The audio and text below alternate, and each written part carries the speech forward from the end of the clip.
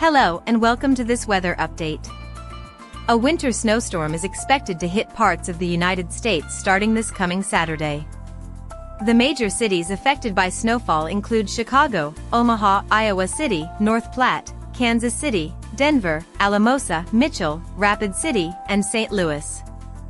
These areas should prepare for snowy conditions, reduced visibility, and potentially hazardous travel. Stay safe and stay updated with the latest forecasts.